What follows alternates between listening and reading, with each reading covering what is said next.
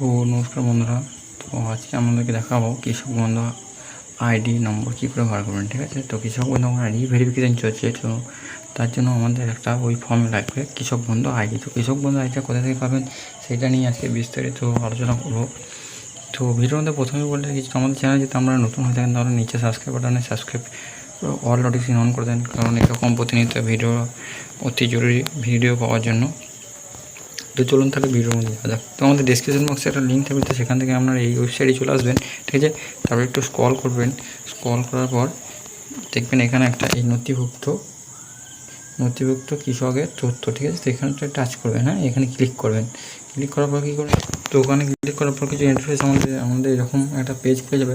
তো এখানে দেখুন একটা সিলেক্ট অপশন আছে। ঠিক আছে, এখানে সিলেক্ট করবেন। তারপর এখানে অনেকগুলো অপশান আছে। ঠিক আছে, তো আমরা এখানে চুজ করবো মোবাইল নাম্বারটা। দেখুন নিচে মোবাইল নাম্বার আছে, মোবাইল নাম্বারটা চুজ করবো। ঠিক আছে, তো তারপরে এখানে মোবাইল নাম্বারটা বসিয়ে দেবেন। তো আমিও বসিয়ে নিচ্ছি। তো মোবাইল নাম্বারটা বসিয়ে নেওয়ার পর এখানে ফাঁকা করে টিক করবেন। ঠিক আছে, ফাঁকা করে টিক করার পরে দেখুন একটু লোডিং হবে।